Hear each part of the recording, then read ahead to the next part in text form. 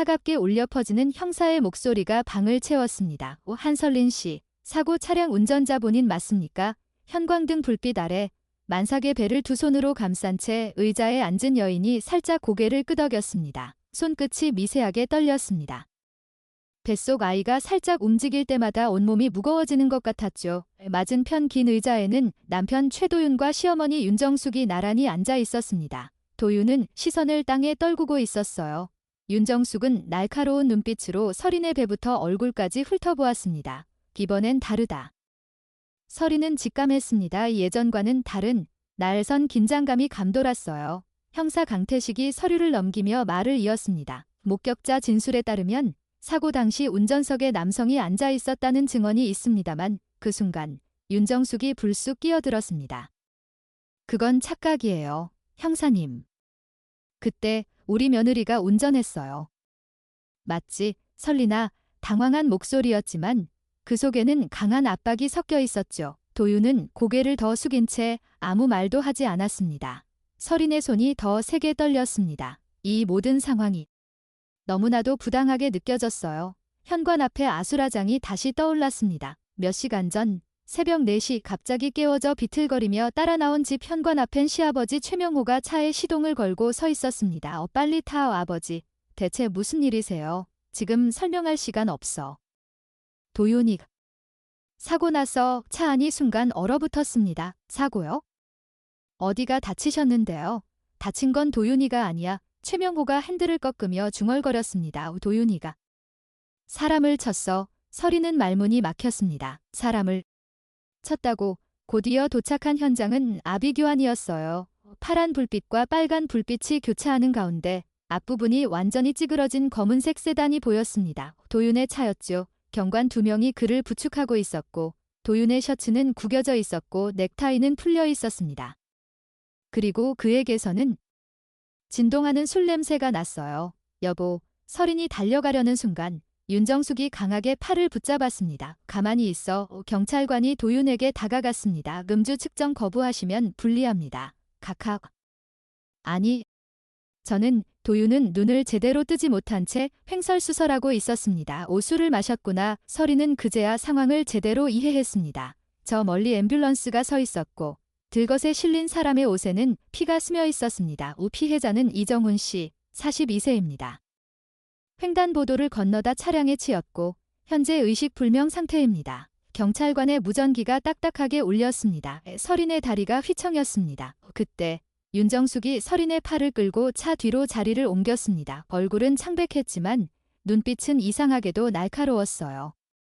설리나, 지금부터 내 말 잘 들어야 해. 도윤. 이번이 처음이 아니야. 이내 예전에도 음주운전으로 적발된 적 있어? 벌금 내고 면허 정지 받았었지. 그런데 왜 저한테 말씀 안 하셨어요? 말해서 뭐 해? 이미 지난 일인데. 윤정숙은 깊은 한숨을 내쉬었습니다. 이 문제는 지금이야. 이번이 2번째면 목소리가 낮아지며 그녀는 천천히 말을 이었습니다. 도윤이 인생은 끝나는 거야. 2번째 음주운전에 사람까지 다쳤어. 지금 회사 이미지도 크게 타격받았고 시아버지 최명호가 다가오며 목소리를 낮춰 말했습니다. 언론에 나가기 전에 뭔가 해야 해. 뭘? 어떡하라는 거죠? 설인이 묻자 윤정숙과 최명호는 서로를 바라보았습니다. 그리고 동시에 설인을 쳐다봤죠. 그 눈빛을 보는 순간 설인의 온몸이 얼어붙는 듯 했습니다. 설마, 설리나. 윤정숙이 입을 열었습니다. 내가 운전했다고 해내. 경찰한테. 그때 운전한 사람이 너라고 말하는 거야. 설인은 귀를 의심했습니다. 어머니. 그게 무슨. 도윤이는 지금 회사에서 아버지 자리 물려받을 중요한 시기야. 상속 절차가 한창 진행 중이라고 최명호가 거들었습니다. 이 상태로 도윤이가 잡히면 모든 게 끝나. 상속도 회사 자리도 다 날아가 버린다고. 하지만 제가 어떻게 그런 거짓말을. 넌 초범이잖아. 윤정숙이 빠르게 말을 받았습니다. 게다가 임신까지 했어. 법원에서도 충분히 참작해 줄 거야. 참작이요? 사람이 다쳤다고요. 의식불명이라고요. 설인의 목소리가 조금 커졌습니다. 윤정숙은 한 발짝 다가와 목소리를 낮춰 속삭였습니다. 목소리 낮춰. 경찰이 들린다니까. 들어봐, 설리나. 이게 끝나면 도윤이는 대성그룹 사장 자리에 올라갈 거야. 그러면 너는 자연스럽게 그룹 사모가 되는 거지? 임신한 며느리가 잠깐 대신 들어갔다 나온다면 오히려 사회적 동정 여론도 생길 거라고 말문이 완전히 막혔습니다. 이게 진짜 하는 말인가? 자기 손주를 가진 며느리에게 이런 제안을 아이 생각도 해봐. 아빠가 죄인이라고 알려지면 애한테도 평생 짐이 될 거 아냐. 윤정숙이 설인의 불룩한 배를 내려다보았습니다. 우리가 다 알아서 잘 처리해 줄게. 최고급 변호사도 붙여주고 집행유예 받는데 최선을 다할게. 지금 우리 가문의 입장도 생각 좀 해줘. 설리나. 도윤이가 감옥에 간다는 건 우리 모두의 몰락을 의미한다는 거야.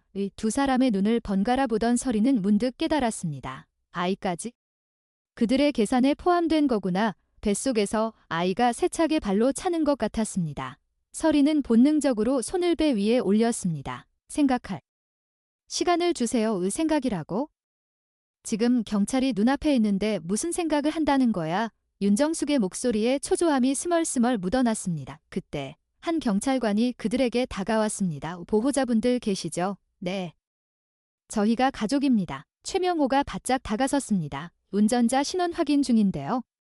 목격자 진술이 엇갈려서 그렇습니다. 경찰관의 시선이 설인에게로 향했습니다. 혹시 당신이 운전하신 겁니까? 순간 모든 시간이 멈춘 듯 했습니다. 설인의 입술이 파르르 떨렸습니다. 윤정숙의 시선이 단검처럼 설인의 심장을 찌르는 듯 했어요.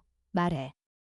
지금 당장 말하라고. 주위의 모든 소리가 사라졌습니다. 경찰관의 기다리는 눈빛, 시아버지의 경계하는 자세, 그리고 남편 도윤의 비굴하게 숙인 머리. 설리는 천천히 고개를 들었습니다. 심장이 마구 두근거렸지만 뱃속 아이가 또 한 번 차오르는 움직임을 느꼈을 때 그녀는 답을 찾은 듯 했습니다. 입을 열었습니다. 아니요. 윤정숙의 얼굴이 순간 굳어버렸습니다. 설리나. 지금 무슨 제가 운전한 게 아니에요. 설리는 또박또박 그러나 분명한 목소리로 말을 이었습니다. 경찰관이 수첩을 꺼내며 물었습니다. 그럼 운전자는 누구입니까? 설리는 조용히 그러나 단호하게 손가락을 뻗었습니다. 저기 경찰관 사이에 서 있는 그 남자를 가리키며 저 사람이요. 제 남편입니다. 공기가 찌르르하게 얼어붙는 소리가 났습니다. 윤정숙의 입이 벌어졌고 최명호는 주먹을 꽉 쥐었지만 경찰 앞에서는 아무것도 할 수 없었습니다. 알겠습니다. 당신 본서로 동행하시죠. 경찰관이 도윤의 팔을 잡았습니다. 설인도 증인으로서 함께 가야 한다는 지시를 받았죠. 차에 오르는 순간 윤정숙이 설인의 귀에 바짝 다가와 살기 어린 속삭임으로 말했습니다. 넌 끝장이야. 각오해. 경찰서로 향하는 차 안에서 설리는 창밖을 바라보았습니다. 동이 트기 시작하던 하늘은 붉게 물들고 있었지만 그녀의 마음속에는 깊은 어둠만이 가득했습니다. 시어머니의 마지막 말이 귓가를 맴돌며 한편으로는 놀라울 정도로 마음을 가라앉게 했습니다. 끝장이라. 그렇다면 이미 시작도 전부터 끝장나 있었던 건 아닐까? 청소, 빨래, 설거지, 그리고 임신 중에도 끊이지 않던 잔소리와 무시, 그 모든 것들이 조금씩 그녀를 옥죄어 왔던 것이죠. 차가 멈추고 문이 열렸습니다. 본격적인 전쟁이 지금부터 시작되는 것입니다. 서울중앙경찰서 대기실. 하얀 형광등이 무표정하게 내리쬐고 있었습니다. 한쪽 벽에 앉은 최도윤은 여전히 술기운이 완전히 가시지 않은 눈빛으로 허공을 응시하고 있었습니다. 맞은편 의자에는 설린이, 그리고 그 옆에는 표정이 굳은 윤정숙과 최명호가 앉아 있었어요. 아무도 말을 건네지 않았습니다. 침묵이 무겁게 내려앉았죠. 1시간쯤 지났을까요? 문이 열리며 형사 강태식이 들어왔습니다. 최도윤 씨 보호자분, 예, 저희입니다. 최명호가 먼저 일어났습니다. 강태식 형사는 서류를 들고 앉으며 단호하게 통보했습니다. 금주 측정 결과 혈중 알코올 농도 0.13% 확인됐습니다. 면허 취소 수준이에요. 게다가 피해자까지 발생했으니 가중 처벌 대상입니다. 그는 서류를 한 장 넘기며 말을 이었습니다. 그리고 전과 기록 확인했습니다. 4년 전 음주운전으로 벌금형을 받은 적이 있군요. 윤정숙의 얼굴이 순간 새하얗게 질렸습니다. 들통났다. 두 번째 음주운전에 인명피해까지 더해졌습니다. 강태식의 목소리는 냉정했습니다. 실형 가능성이 매우 높습니다. 실형이요? 최명호가 목소리를 높였지만 이미 힘이 빠져 있었어요. 피해자는 현재 중환자실에 있습니다. 의식이 돌아올지조차 불분명한 상태고요. 강태식은 잠시 멈추었다가 설린을 바라보았습니다. 한설린 씨, 진술서 작성을 부탁드리겠습니다. 따로 조사실에서 진행하도록 하죠. 조사실로 들어간 설린의 마음은 복잡했습니다. 흰색의 텅 빈 방, 작은 테이블, 녹음기에 강태식 형사가 마주 앉아 펜을 들어 올렸습니다. 사고 당일 어디에 계셨습니까? 집에 있었습니다. 자고 있었고요. 남편분이 평소 음주를 자주 하시나요? 가끔요. 설리는 잠시 망설였지만 사실을 말했습니다. 음주 후 운전하시는 거 아셨습니까? 이번에 처음 알았습니다. 전과가 있는 것도요. 설린의 목소리는 떨렸지만 거짓은 없었습니다. 강태식 형사의 눈빛이 날카로워졌습니다. 결혼하고 3년째인데 몰랐다고요. 네. 그런 이야기 한 번도 들은 적이 없어요. 집안에서 그런 얘기는 금기시되는 분위기였던 것 같아요. 혹시 가족들이 부인께 뭔가 요구한 거 없습니까? 운전자를 바꿔달라든지. 설린의 심장이 덜컥 내려앉았습니다. 그녀는 고개를 들고 강태식 형사의 눈을 똑바로 보았습니다. 형사의 눈에는 이해와 경계, 그리고 진실을 캐내려는 의지가 동시에 빛나고 있었습니다. 그 순간 문이 열리며 윤정숙이 난입했습니다. 형사님. 저기, 죄송합니다만 우리 며느리 몸 상태가 너무 안 좋아요. 임신 말기라 몸도 불편하고 이렇게 스트레스 받는 상황이. 조사는 좀 뒤로 미룰 수 없을까요? 강태식 형사는 윤정숙을 차갑게 바라보았지만 임신부라는 점을 무시할 수는 없었습니다. 알겠습니다. 오늘은 여기까지 하죠? 하지만 추가 조사가 필요하면 다시 불러드리겠습니다. 한설린 씨 집으로 돌아가는 차 안은 지옥과 같았습니다. 차문이 닫히자마자 최명호가 돌아서서 설린을 노려보았어요. 너 경찰한테 뭐라고 말한 거야? 혹시 불필요한 소리나 했어? 사실대로 말했어요. 사실 윤정숙이 소리치듯 말했습니다. 지금 내가 무슨 짓을 하고 있는지 알아? 우리 가족을 배신한 거야. 가족을 배신한 게 아니라 거짓말을 거부한 거예요. 사람을 다치게 한 건 남편이에요. 어머니 시끄러워. 윤정숙의 목소리가 차 안을 가득 채웠습니다. 넌 지금 도윤의 인생을, 우리 가문의 미래를 완전히 망치고 있는 거라고. 감히 내 입으로 사실대로. 최명호가 핸들을 꽉 쥐며 끼어들었습니다. 너 정말 이대로 끝내겠어? 이 집에서 더 살 생각이야? 애가 낳으면 그 애를 누가 키워준다고 생각해? 너 혼자서. 내 친정은 그럴 형편도 안 되잖아. 윤정숙이 비웃으며 덧붙였습니다. 맞아. 만삭의 몸으로 무슨 일을 할 수 있을 것 같아. 정신 차려. 넌 우리 없이는 아무것도 못하는 존재야. 알겠어. 그 말들이 하나하나 칼처럼 설린의 가슴을 쳤습니다. 그러나 동시에 그녀의 마음속에선 이상한 불꽃이 타오르기 시작했어요. 아무것도 못하는 존재, 정말 그럴까? 집에 도착해 방문을 닫는 순간 그녀는 등에 기대어 숨을 헐떡였습니다. 손이 떨렸습니다. 하지만 그건 두려움 때문만이 아니었어요. 분노, 그리고 억압에서 조금씩 벗어나고 있다는 짜릿한 느낌 때문이었습니다. 그녀는 핸드폰을 꺼냈습니다. 가장 믿을 수 있는 친구, 혜원에게 전화를 걸었죠. 여보세요? 혜원아, 나야. 설린요. 설린아, 목소리가 왜 그래? 무슨 일이야? 친구의 걱정 가득한 목소리에 설린은 참았던 모든 것을 털어놓기 시작했습니다. 음주사고, 전과, 시댁의 협박, 경찰서에서의 일. 모든 것을. 미친, 그 집안 진짜 미쳤어. 절대 들어가면 안 된다. 알겠어? 그건 내 인생을 완전히 버리는 거야. 그렇다는 건 알지만 나 지금 어떻게 해야 할지 모르겠어. 집에서도 밥 안 주겠다고 하고 전기 끊겠다고. 아이까지 위협해. 들어봐. 내가 아는 변호사가 있어. 정말 좋은 사람이야. 내일 아침 10시에 사무실로 올 수 있어? 내가 연결해 줄게. 혜원. 고마워. 정말 고맙긴. 당연한 거지. 기운내. 알겠지? 전화를 끄는 설리는 잠시 방 안을 둘러보았습니다. 이 화려하지만 차가운 방. 집의 모든 것이 이제는 그녀를 가두는 감옥처럼 느껴졌어요.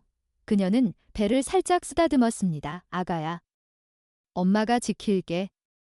약속해. 다음날 아침 10시. 박준혁 변호사 사무실. 임신 9개월의 무거운 몸으로 지하철과 계단을 올라온 설리는 숨이 가빴지만 눈빛은 단호했습니다. 한설린 씨 맞으시죠? 혜원 씨에게 이야기는 들었습니다. 네, 박 변호사님. 만나 뵙게 되어 영광입니다. 자리에 앉아 그녀는 다시 한번 모든 상황을 상세히 설명했습니다. 박준혁 변호사는 진지하게 듣고 중간중간 메모를 하다가 녹음 파일을 들은 후 표정이 굳어졌습니다. 정리해보죠. 남편이 음주운전 재범으로 인명피해를 냈고 시댁에서 부인에게 죄를 대신 뒤집어 씌우라고 강요했다. 이거 맞습니까? 네, 맞아요. 이건 명백한 범죄 교사입니다. 한설린 씨, 엄연한 범죄예요. 박 변호사의 말에 설린의 가슴이 벅찼습니다. 그럼 제가 안 해도 되는 거죠? 거짓말 안 해도 당연하죠. 오히려 이 증거를 경찰에 제출하면 남편과 시댁 식구들이 추가로 처벌받을 수 있어요. 하지만 박 변호사의 얼굴은 여전히 심각했습니다. 그런데 한설린 씨 한 가지 분명히 말씀드려야겠어요. 네, 김신했다고 해서 감옥에 안 가는 건 절대 아닙니다. 만약 정말로 대신 자백해서 유죄가 된다면 출산 후에 바로 수감될 가능성이 매우 높아요. 그땐 갓난아이는 친정이나 시댁에 맡겨야 하는 상황이 될 겁니다. 설린의 얼굴이 새하얗게 질렸습니다. 그럼 저는 정말 박준혁 변호사가 낮고 무거운 목소리로 마지막 한마디를 던졌습니다. 이 평생 전과자 엄마가 되는 겁니다. 절대로 들어가시면 안 됩니다. 이건 한설린 씨 인생을 끝내는 일이에요. 인생을 끝내는 일, 그 말이 설린의 머릿속에 철퍼덕하고 떨어졌습니다. 그동안 그녀는 가족을 지키는 일이라고 세뇌당했지만 사실은 정반대였습니다. 그녀 스스로의 인생을 파괴하라는 일이었던 거죠. 알겠습니다. 정말 감사합니다. 변호사님. 사무실을 나서는 설린의 마음은 무거웠지만 동시에 길이 보이는 것 같았습니다. 그러나 그 길은 결코 평탄하지 않을 거라는 예감도 들었습니다. 그녀가 벤치에 앉아 하늘을 보던 그때 핸드폰이 울렸습니다. 화면에는 시어머니라는 글자가 떴 한 번, 두 번, 세 번째 울릴 때쯤 문자가 하나 도착했습니다. 당장 집으로 와. 안 오면 내 짐 다 내다 버린다. 추운 바람이 불어왔지만 설리는 오히려 가슴이 뜨거워지는 것을 느꼈습니다. 두려움보다는 지금까지의 모든 것에 대한 통렬한 분노가 밀려왔어요. 그녀는 핸드폰을 꽉 쥐었습니다. 이제 싸워야 해. 집으로 돌아온 그녀를 기다리고 있는 것은 당연하게도 화영과 같은 시어머니의 분노였습니다. 현관문을 여는 순간 윤정숙이 벌써부터 기다리고 있었죠. 어디 갔다 와? 아침부터 빈집털이도 아니고 병원에 다녀왔어요. 거짓말. 병원은 오후 진료지에 설리는 대답하지 않고 안으로 들어가려 했습니다. 윤정숙이 그녀의 앞을 가로막았어요. 변호사, 만나고 왔지? 혜원이 엄마한테 전화했어? 다 들었다고. 설린의 가슴이 철렁했습니다. 혜원의 엄마까지. 그들의 인맥은 정말 넓었습니다. 네, 위 변호사님을 만났어요. 제가 지킬 방법을 찾으러 갔죠. 지킬 방법. 윤정숙이 비웃었습니다. 은혜가 뭘 지켜? 넌 지금 아무것도 없잖아. 이 집 나가면 갈 데라도 있어? 친정. 윤정숙의 말은 정확하게 설린의 아픈 곳을 찔렀습니다. 친정은 아버지의 사업 실패 후 지금도 빚에 시달리고 있었습니다. 어머니는 작은 식당에서 허리 굽혀 일하며 근근히 살아가고 있었죠. 친정엔 돌아갈 수 없을 거다. 알면서 그래. 윤정숙이 팔짱을 끼며 말했습니다. 우 변호사가 뭐라고 했는데? 안 들어가도 된다고 했지? 그래서 넌 정말 내 아들을 감옥에 보낼 셈이야. 아들을 감옥에 보내는 건 그 아들 자신이 한 행동이에요. 어머니, 그 행동이 뭐가 어때서? 윤정숙의 목소리가 갑자기 낮아지며 살벌해졌습니다. 술 먹고 운전한 거 세상 사람들 다 한다고. 안 잡히기만 하면 그만인 거야. 사람이 다쳤어요. 의식불명이라고요. 그러니까 더 네가 들어가야 한다니까. 윤정숙이 소리를 치며 한 발짝 더 다가왔습니다. 넌 며느리야. 이 가문의 며느리. 가족을 지키는 게 내 의무야? 그게 가족의 도리라고. 모르니? 그 말을 듣던 설리는 문득 고개를 번쩍 들었습니다. 가족. 그동안 그 단어에 얼마나 호되게 매여왔는지 그녀는 똑바로 윤정숙의 눈을 보며 말했어요. 가족이요? 네, 가족이죠. 그럼 어머니는 저를 가족으로 대해주신 적이 있나요? 순간 윤정숙의 표정이 굳었습니다. 지난 3년 동안 청소, 빨래, 설거지 다 제가 했어요. 임신해서 배불러도 허리 아파도 했고요. 어머니 통장에도 제 돈이 다 들어갔잖아요. 제 통장은 바닥났다고요. 그게 뭐 어때서? 시집살이 원래 그런 거야. 시집살이가 죄까지 뒤집어 씌우라는 건가요? 어머니, 설린의 목소리가 떨렸지만 흔들림은 없었습니다. 전 안 해요. 절대로 죄를 뒤집어 쓰지 않을 거예요. 윤정숙의 얼굴이 핏기를 잃고 분노로 일그러졌습니다. 너 진짜 끝까지 이러겠다. 이게 내 옷 끝까지요. 좋아. 정말 좋구나. 윤정숙이 돌아서며 냉랭하게 선고했습니다. 내일부터 밥 안 줄 거야. 내 방 전기도 끊을 거고. 나가고 싶으면 나가.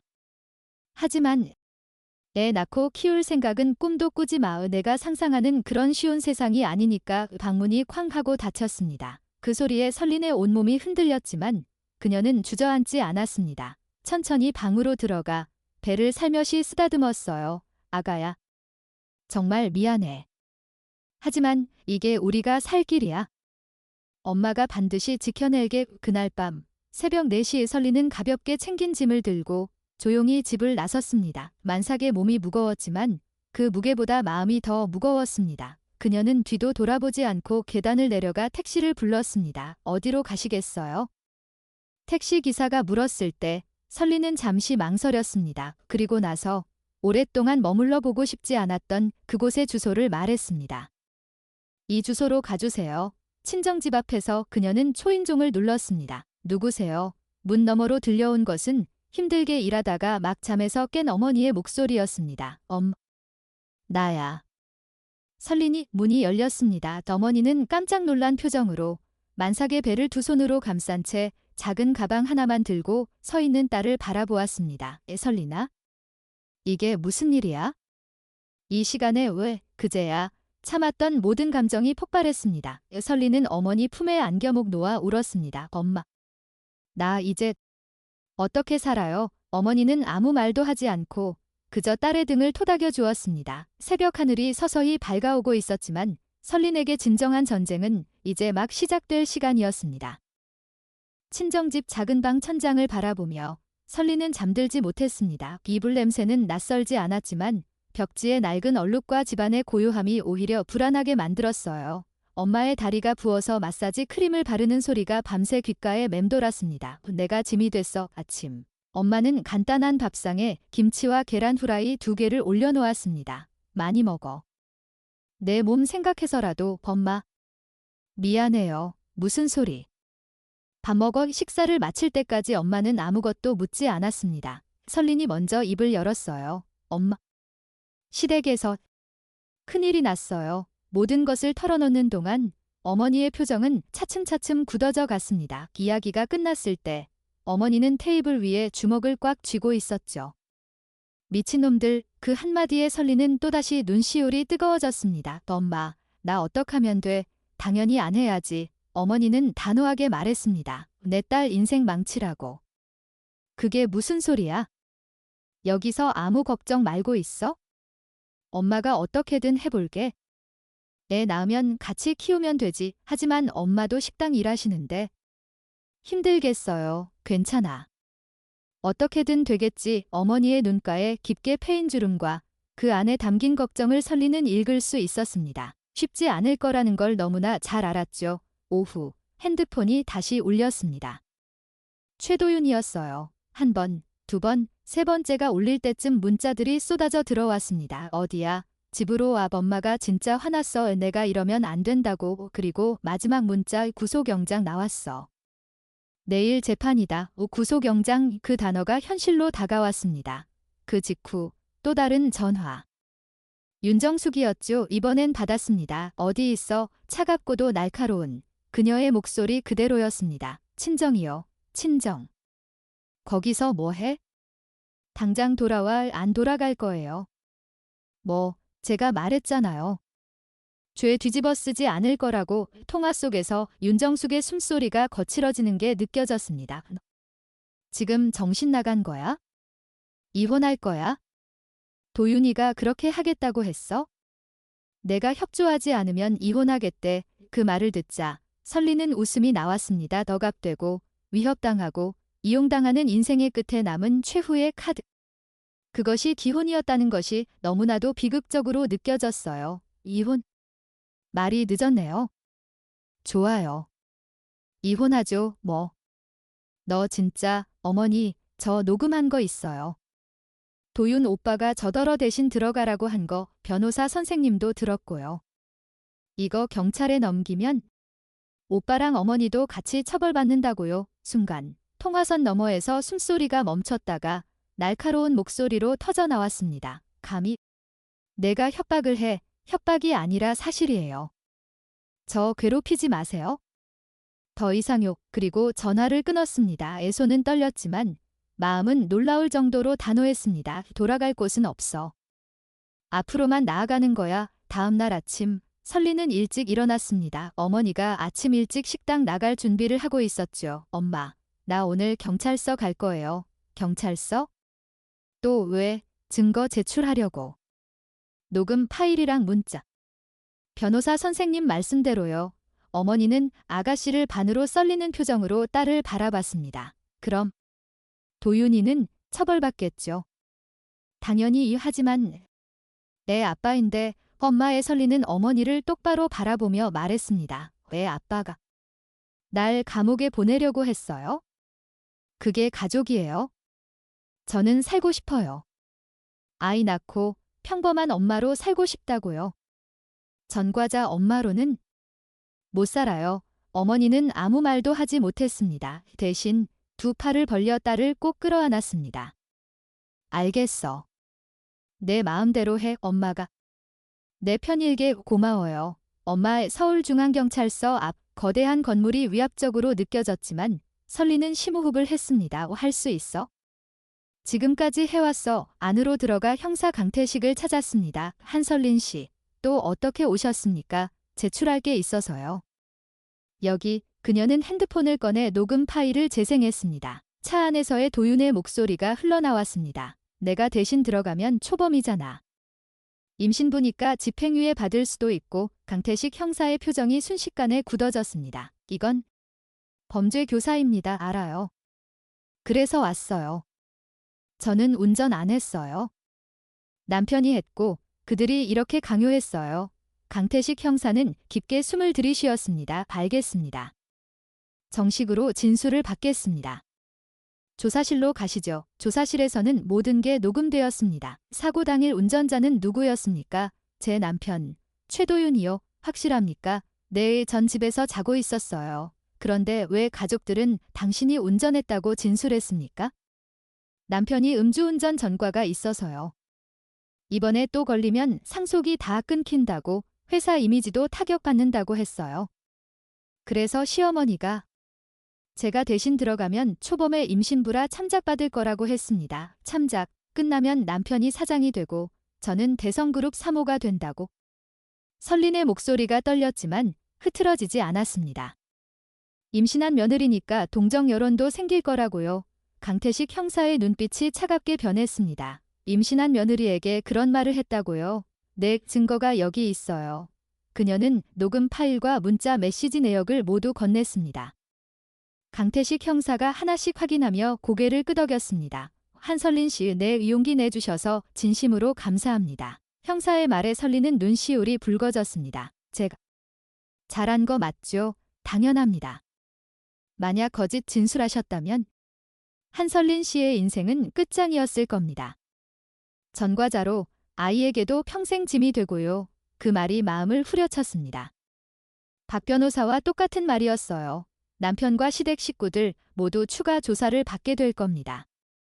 힘드시겠지만 끝까지 진실만 말해주세요. 네, 알겠습니다. 조사를 마치고 복도를 걸어 나오던 그때였습니다. 복도 끝에서 수갑이 채워진 채 두 경찰관에 끌려오는 한 남자를 보았습니다. 최도윤이었습니다. 그는 수염이 깔끔하게 깎인 얼굴이 창백했고 양복은 구겨져 있었어요. 그러나 그의 눈은 확 달라져 있었습니다. 피로와 체념, 그리고 억울함이 섞인 눈빛으로 설린을 쳐다보고 있었죠. 눈이 마주쳤을 때 도윤이 입을 열었습니다. 설린아, 그녀는 걸음을 멈추지 않았습니다. 한설린, 그가 소리쳤습니다. 목소리는 갈라져 있었어요. 내가 이럴 거야? 진짜로. 설린은 멈춰 섰습니다. 그리고 돌아서지도 않은 채 조용히 대답했습니다. 오빠가 먼저 그랬잖아요. 저한테 죄 뒤집어 씌우려고 한 거이네 생각해서라도. 그래서 더 못해요. 이번에야말로 그녀는 돌아섰습니다. 눈물이 고였지만 목소리는 단단했습니다. 전과자 엄마로는 살 수 없으니까요. 도윤은 할 말을 잃었습니다. 입술을 떨리며 무엇인가를 되뇌이려 했지만 경찰관이 그의 팔을 잡아 끌었습니다. 가시죠. 그가 끌려가는 뒷모습을 보며 설리는 비로소 깨달았습니다. 이 끝이야. 정말 끝이구나. 경찰서를 나와 첫 겨울 햇살을 맞은 그녀는 문득 가슴이 텅 빈 것 같았습니다. 그 자리에 서 있자 누군가 다가오는 발소리가 들렸습니다. 장혜원이었어요. 설리나, 혜원아, 두 친구는 말없이 껴안았습니다. 혜원의 품에서 설리는 다시 한번 울음을 터뜨렸습니다. 이번에는 모든 게 끝났다는 안도감에 지쳐버린 몸이 내뱉는 눈물이었어요. 잘했어. 정말 잘했다. 앞으로 어떻게 되는 거야? 검찰 조사 거치고 재판 넘어갈 거야? 도윤 오빠는 구속 기소될 거고. 음주운전 재범의 인명피해, 증거인멸 교사까지. 실형 확정이야. 감옥에 가는구나. 그리고 시어머니, 시아버지도 조사받을 거야. 범죄교사 혐의로 혜원이 설린의 어깨를 붙잡고 말했습니다. 넌 이제 자유야. 설린아. 자유다. 자유. 그 단어가 몸속으로 스며드는 것 같았습니다. 하지만 동시에 새로운 두려움도 피어올랐습니다. 이제 정말 혼자서 살아야 하는구나. 이 며칠 후 검찰 조사가 있었습니다. 엄마가 식당 일을 조금 늦게 가며 함께 와주셨지만 설리는 혼자 조사실에 들어갔습니다. 검사는 형사보다도 더욱 냉정하고 기계적인 태도로 질문을 이어갔습니다. 피고인 최도윤, 음주운전 재범 및 인명피해. 피고인 윤정숙, 최명호, 범죄교사 및 증거인멸교사. 한설린 씨는 피해자로 분류합니다. 그 한마디에 그녀는 숨을 내쉬었습니다. 이 피해자의 정말 그렇게 불릴 자격이 있을까? 그 순간까지도 그녀는 의심했지만 검사의 공식적인 분류가 작은 위로가 되었습니다. 재판 날짜는 한 달 뒤로 잡혔습니다. 그 사이 설리는 친정에서 지냈고 배는 점점 더 불러와 출산이 코앞으로 다가왔습니다. 어느 날 저녁 엄마가 물었습니다. 애 낳으면 뭐 하고 싶어? 일 찾아야죠. 뭐라도. 힘들겠다. 괜찮아요. 할 수 있어요. 그녀는 배를 쓰다듬으며 중얼거렸습니다. 아가야, 엄마가 지켰어. 이제 우리 둘이서 살아보자. 재판 전날 설리는 법원 앞에 섰습니다. 커다란 청사석 건물이 하늘을 가로막고 있는 것만 같았습니다. 내일이면 모든 것이 결정납니다. 도윤의 형량, 시댁의 처벌, 그리고 그녀의 새로운 시작. 그때 핸드폰이 울렸습니다. 모르는 번호였습니다. 여보세요. 한설린 씨 맞으시죠? 네, 그런데요. 저는 피해자 이정훈 씨의 형입니다. 이정수라고 합니다. 내일 재판에서 뵙겠습니다. 할 말이 있어서요. 통화가 끊겼습니다. 설리는 핸드폰을 바라보며 가슴이 철렁 내려앉았습니다. 이 피해자 가족? 무슨 말을 하려는 걸까? 그의 동생은 아직도 의식불명일 텐데 불안함이 엄습했지만 이제는 물러설 수 없었습니다. 내일 모든 게 끝나오. 그렇게 운명의 재판일이 밝아오기까지 그녀의 밤은 또다시 잠들 수 없는 시간이 되었습니다. 뱃속의 아이가 자꾸만 발로 차는 것이 마치 엄마를 격려하는 것만 같았습니다. 재판 당일 아침, 법원 복도는 얼음장처럼 차가웠습니다. 만삭의 몸으로 걸어가는 것이 여전히 힘들었지만 설리는 더 이상 멈출 수 없었습니다. 혜원은 중요한 회의가 있어 오지 못했고 어머니는 식당 일로 바빴습니다. 괜찮아. 혼자서도 할 수 있어. 법정 문을 열고 들어서자 이미 피고인석에는 세 사람이 앉아 있었습니다. 최도윤, 윤정숙, 최명호. 그들은 예전의 위험을 찾아볼 수 없을 만큼 초라해 보였습니다. 도윤은 수감자복을 입고 눈을 내리깔고 있었고 윤정숙은 팔짱을 끼고 떨고 있었으며 최명호는 허리가 굽은 채 창백한 얼굴을 하고 있었습니다. 설리는 증인석 쪽으로 걸어갔습니다. 그때 한 남자가 다가왔습니다. 50대 중반으로 보이는 그의 얼굴에는 피로와 고통의 흔적이 선명했지만 눈빛은 의외로 부드러웠습니다. 한설린 씨 맞으시죠? 저 이정훈의 형 이정수입니다. 네, 안녕하십니까, 동생. 깨어났습니다. 정말요, 사흘 전부터 의식을 찾기 시작했어요. 아직 재활이 필요하지만 목숨은 건졌습니다. 설리는 그제야 알게 모르게 들고 있던 숨을 내뱉었습니다. 다행이에요. 정말 다행이에요. 처음에는 화가 치밀었습니다. 동생이 그 꼴이 된 걸 보면서. 하지만 경찰서에서 이야기를 들었어요. 부인이 진실을 밝혀주셨다고. 이정수의 목소리가 잠시 떨렸습니다. 만약 부인이 거짓말하셨다면 진짜 가해자는 그냥 빠져나갔을 거예요. 제 동생은 평생 누명을 쓰고 살았을지도 몰라요. 저는 당연한 걸 한 거예요. 당연한 게 아닙니다. 이정수가 진심 어린 눈으로 고개를 숙였습니다. 용기 내주셔서 진심으로 감사합니다.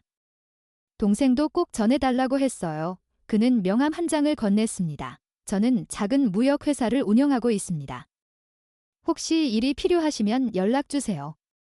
출산 후라도 괜찮습니다. 그가 떠난 후 설리는 명함을 꼭 쥔 채 한참을 서 있었습니다. 세상에는 정말 좋은 사람도 있구나. 그 단순한 사실이 그동안 얼어붙었던 그녀의 마음에 따뜻한 물을 끼얹는 것 같았습니다. 재판을 시작하겠습니다. 모두 자리에 앉아주십시오. 판사의 엄숙한 목소리에 법정이 고요해졌습니다. 모든 것이 느리게, 그러나 무겁게 움직이는 것만 같았습니다. 피고인 최도윤, 일어나십시오. 도윤이 떨리는 다리로 일어섰습니다. 판사는 서류를 보며 낭독했습니다. 피고인은 음주운전 재범 및 교통사고 처리 특례법 위반, 증거인멸 교사 혐의로 기소되었습니다. 유죄를 인정합니까? 도윤의 입술이 파르르 떨렸습니다.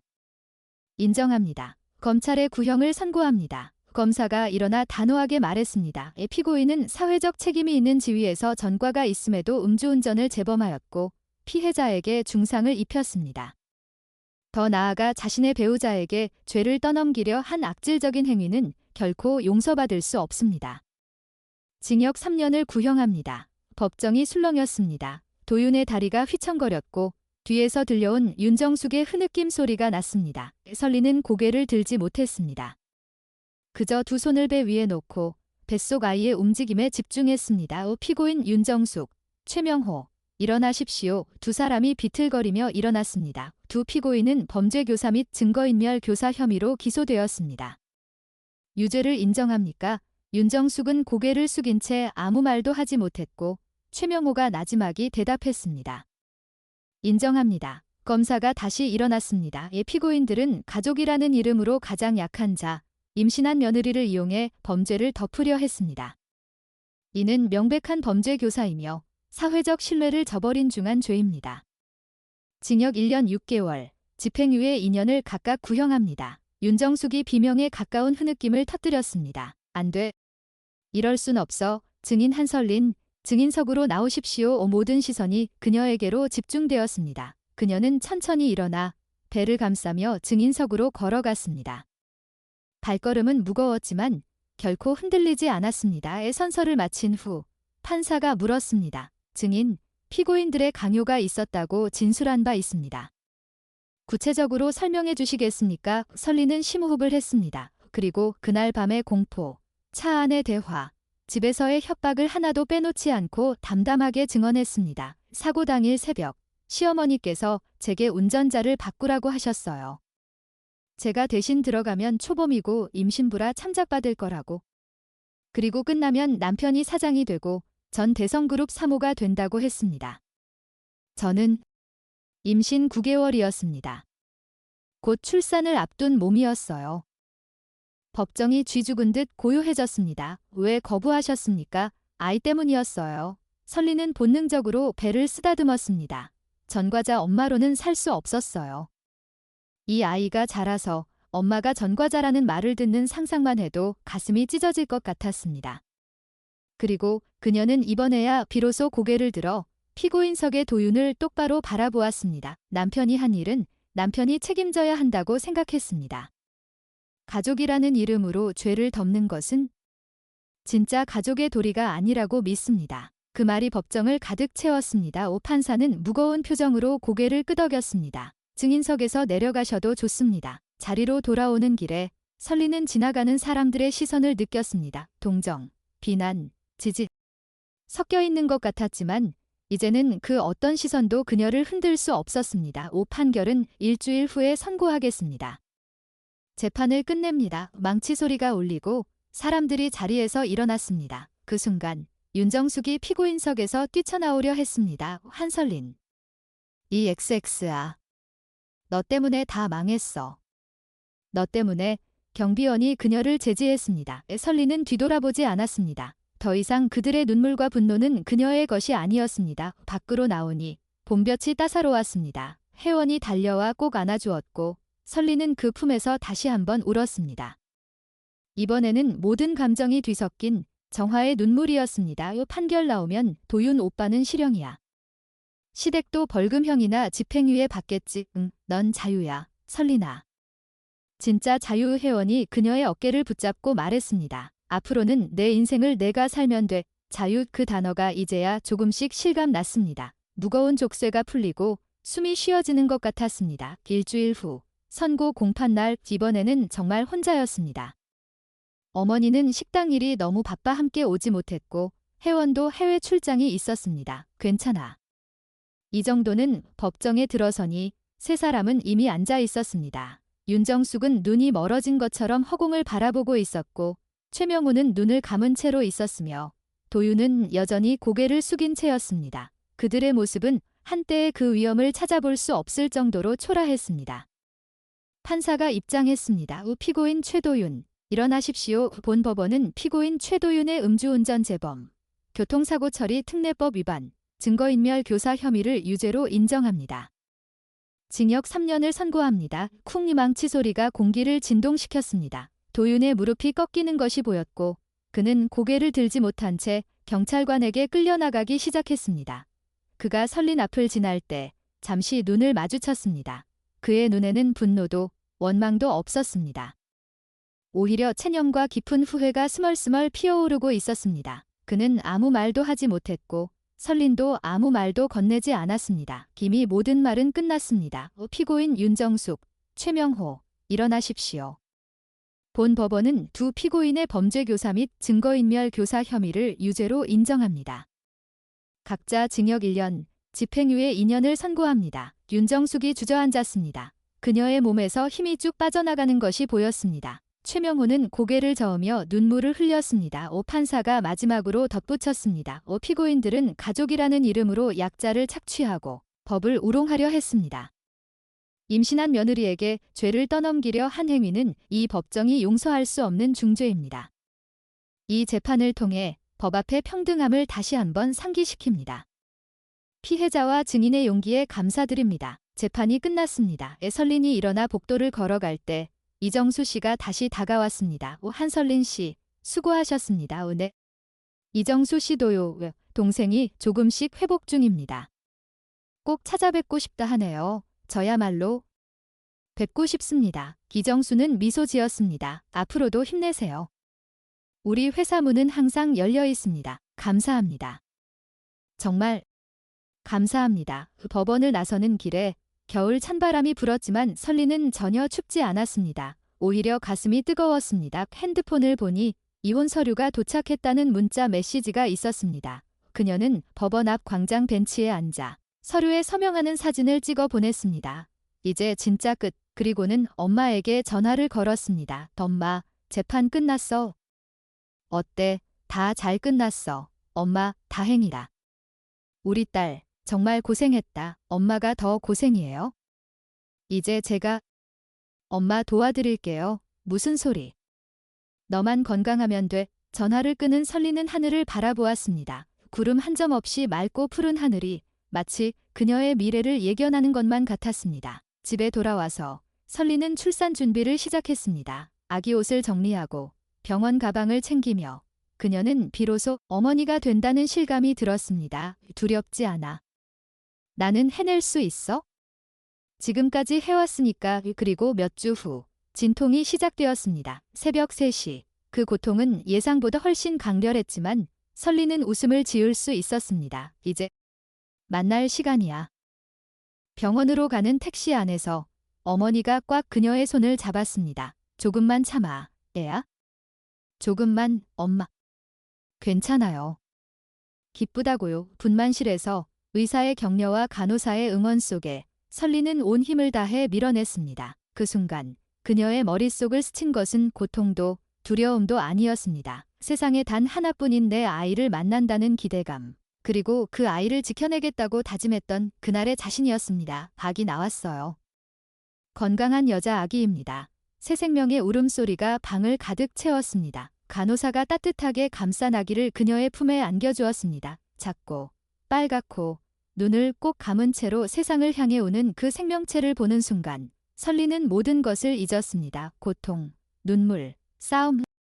모든 것이 이 순간을 위한 것이었구나. 아가야. 엄마야. 반가워. 어머니도 눈물을 흘리며 아기의 손가락을 만지작거렸습니다. 고생했다. 우리 딸. 그렇게 한설리는 한 아이의 어머니가 되었습니다. 그리고 그 순간부터 그녀의 진짜 인생이 시작되었죠. 더 이상 누구의 딸도 누구의 아내도 아닌 설린이라는 한 여자이자 한 아이의 엄마로서의 인생이. 며칠 후 퇴원하여 친정집으로 돌아온 설리는 이정수 씨에게 연락을 취했습니다. 출산 후 100일이 지나면 일을 시작하겠다고. 그의 따뜻한 응원이 그녀에게는 더할 나위 없는 힘이 되었습니다. 아기가 잠든 밤, 설리는 창밖을 바라보았습니다. 별이 반짝이는 밤하늘 아래 그녀는 속삭였습니다. 아가야, 엄마가 약속할게. 너한테 부끄럽지 않은 엄마가 될게. 우리 함께 잘 살아보자. 그리고 그 말처럼 석 달 후 설리는 이정수 씨의 무역회사의 한설린 주임으로 출근했습니다. 작은 책상, 새 명함, 그리고 새로운 동료들의 미소. 모든 것이 새로웠지만 두렵지 않았습니다. 퇴근 후 집에 돌아와 아기를 안고 엄마가 차려준 저녁을 먹으며 설리는 비로소 평화를 느꼈습니다. 이것이 바로 그녀가 지켜낸 일상이었습니다. 화려하지는 않지만 진실되고 자유로운 일상. 어느 봄날 아기를 유모차에 태우고 공원을 산책하던 설리는 잠시 벤치에 앉았습니다. 따사로운 볕이 그들과 유모차를 따뜻하게 감쌌습니다. 그때 멀리서 누군가가 걸어오는 것이 보였습니다. 낯선 얼굴이었지만 왠지 모르게 마음이 짜릿해졌습니다. 그 사람은 설린 앞에 멈추어 섰고 미소 지으며 말했습니다. 안녕하세요. 혹시 한설린 씨이신가요? 설리는 고개를 들었습니다. 그 사람의 눈빛은 이정수 씨와 닮아 있었습니다.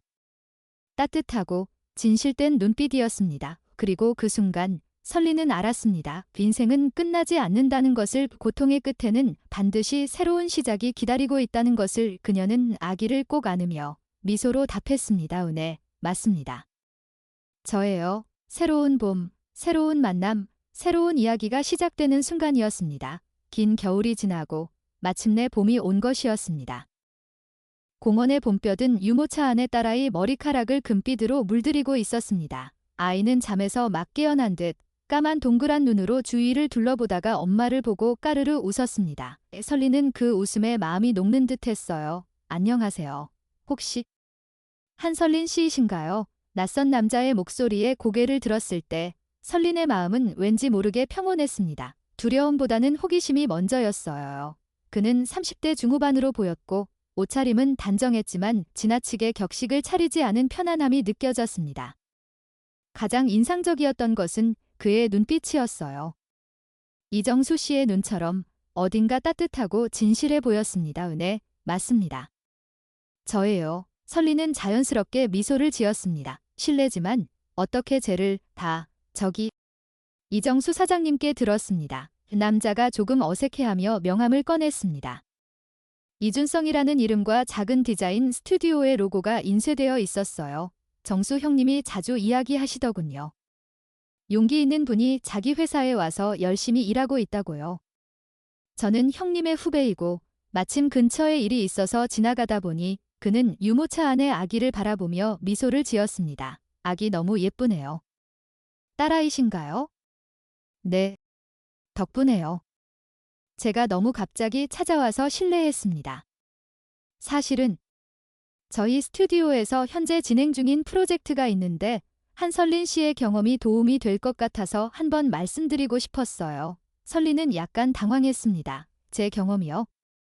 저는 무역회사에서 격리보조 비슷한 일을 하고 있는데 그게 아니고요. 이준성은 진지한 표정으로 벤치 반대쪽에 살짝 앉으며 말을 이었습니다. 정수 형님께서 한설린 씨가 얼마나 힘든 상황을 딛고 일어서서 지금의 자리에 왔는지 이야기해 주셨습니다. 그 과정에서 법적 절차나 서류 처리, 다양한 사람들과의 소통을 직접 경험하셨잖아요. 저희가 진행하는 것은 소상공인을 위한 법률 행정 지원 콘텐츠 프로젝트인데 책으로만 나온 딱딱한 정보가 아니라 실제로 그런 고비를 겪은 분의 시각과 경험이 매우 소중할 것 같아서요. 그의 말에 설리는 잠시 생각에 잠겼습니다.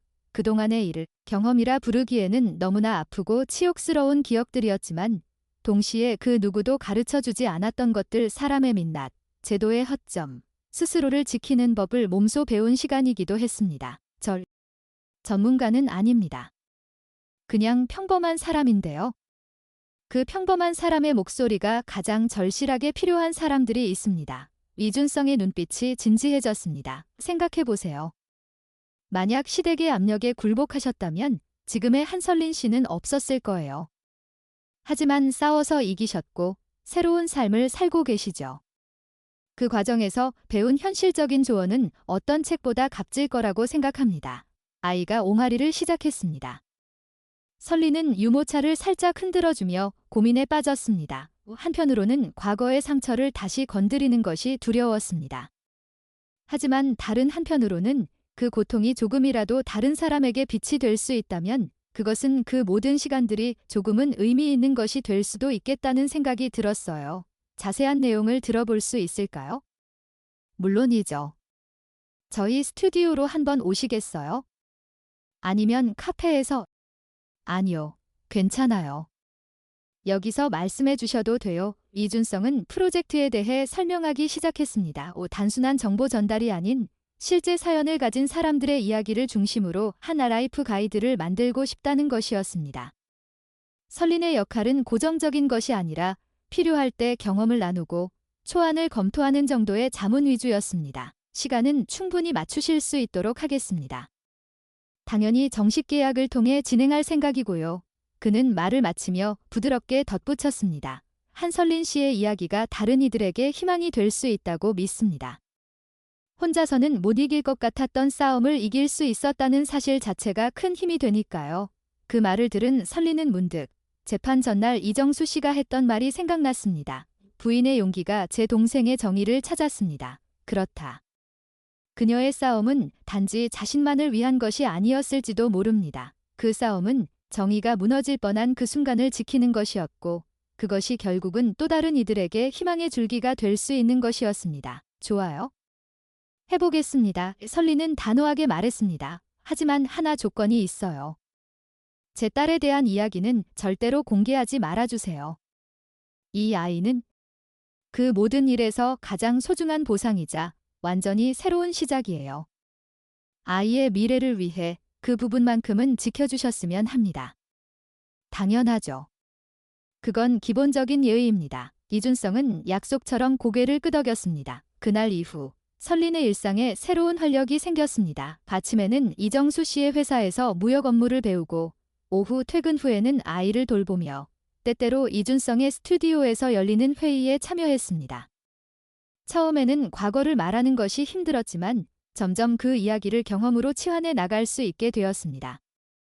마치 상처를 다루는 의사가 자신의 아픔을 이해하고 치료법을 찾는 것처럼 어느 날 회의 중 이준성이 물었습니다. 가장 힘들었던 순간은 언제였을까요? 법정에서 증언할 때 설리는 잠시 생각하다가 고개를 저었습니다. 아니요. 가장 힘들었던 순간은 제가 택시를 타고 친정으로 향하던 그 새벽이었어요. 만삭의 배를 안고 가방 하나 들고 앞이 깜깜할 때 그때 정말 모든 게 끝난 것 같았죠. 하지만 동시에 그 순간이 제가 가장 용기를 내야 할 때라는 것도 알고 있었고요. 그녀는 미소 지었습니다. 지금 생각해보면 그 깜깜함이 없었다면 지금의 빛을 보지 못했을 거예요. 시간은 흘러 아이는 돌이 다가왔고 설리는 회사에서 정식 사원으로 채용되었습니다. 엄마의 식당은 작은 성공을 거두어 조금씩 여유가 생기기 시작했고 설린이 매월 용돈을 드리는 것이 가장 큰 자랑이 되었습니다. 그리고 마침내 이준성의 프로젝트가 완성되어 출간돼 라이프 가이드 북카페 행사에 초대받았습니다. 소규모 행사였지만 참석한 사람들 중에는 설린의 이야기를 듣고 용기를 얻었다는 여성들이 몇 명 있었습니다. 그들과 이야기하는 동안 설린은 눈물이 나올 것 같았습니다. 그녀의 아픔이 누군가의 등불이 될 수 있다는 것이 믿기지 않으면서도 가장 값진 일이라는 것을 깨달았습니다. 행사가 끝난 후 이준성이 다가왔습니다. 고생 많으셨습니다. 한설린 씨. 아니요, 제가 더 감사해요. 이런 기회를 주셔서. 사실 오늘 좀 특별한 분이 오셨는데 만나고 싶다고 하세요. 이준성이 살짝 몸을 비켜서자 그 뒤에 서 있던 사람은 이정훈 씨였습니다. 그는 아직 보행기에 의지하고 있었지만 얼굴에는 생기가 돌아와 있었습니다. 한설린 씨의 그의 목소리는 약했지만 분명했습니다. 오늘 드디어 뵙게 됐네요. 이정훈 씨. 정말 다행이에요. 설리는 감격에 목이 메였습니다. 저야말로 그날의 사고가 없었다면 반요 이정훈이 진지하게 말을 끊었습니다. 그 사고는 제 인생에서 가장 힘든 시기였지만 덕분에 많이 생각하게 됐어요. 그리고 한설린 씨의 용기가 없었다면 저는 아직도 누가 그 차를 몰았는지도 모른 채 살고 있을 거예요. 진실을 밝혀주셔서 진심으로 감사합니다. 그는 고개를 숙였고 설리는 눈물을 닦으며 웃었습니다. 저도 그때의 제 선택이 옳았다는 걸 다시 한번 확인하게 됐어요. 감사합니다. 그날 밤 아이를 재운 후 설리는 베란다에 나가 밤하늘을 바라보았습니다. 별이 총총히 빛나는 하늘 아래 그녀는 문득 생각했습니다. 도윤 오빠는 지금 어디에 있을까? 교도소에서는 아마도 하루하루를 보내고 있을 겁니다. 그녀는 그를 용서하지는 않았지만 이제는 원망하지도 않았습니다. 각자의 선택이 각자의 길을 만들었을 뿐이니까 그녀의 길은 이제 완전히 다른 곳으로 향하고 있었습니다. 핸드폰이 울렸습니다. 이준성이었어요. 한설린 씨, 내일 저녁 시간 괜찮으신가요? 프로젝트 후속 논의를 좀, 네, 괜찮아요. 그리고 개인적으로 저녁 식사도 같이 하면 좋겠습니다. 이야기할 게 많아서요. 그의 목소리에서 약간의 떨림이 느껴졌습니다. 설리는 잠시 멈춰 생각했습니다. 과거의 그림자에서 완전히 벗어나 새로운 사람을 만나고 새로운 관계를 쌓아가는 것, 그것이 바로 그녀가 싸워서 얻은 자유의 참된 모습이 아닐까요? 좋아요. 그녀는 맑은 목소리로 대답했습니다. 그럼 내일 뵙겠습니다. 전화를 끄고 설리는 집 안으로 들어와 딸아이가 잠든 방문을 열었습니다. 아이는 꿈속에서인지 싱글싱글 웃고 있었습니다. 아가야, 엄마가 해냈어. 정말로 해냈다. 그녀는 속삭였습니다. 앞으로도 우리 두 사람, 아니 우리 셋이서 행복하게 살자. 엄마가 지켜줄게. 다음 날 회사를 마치고 약속 장소로 향하는 설린의 발걸음은 가벼웠습니다. 봄바람이 스치고 길가에는 벚꽃 봉우리가 하나둘 맺히기 시작했어요. 그녀는 유리창에 비친 자신의 모습을 보았습니다. 한때는 두려움과 불안에 짓눌려 있던 그 눈이 이제는 자신감과 평화로 가득 차 있었습니다. 그녀는 미소 지으며 앞을 보았습니다. 길은 이제 그녀의 것이었습니다. 끝.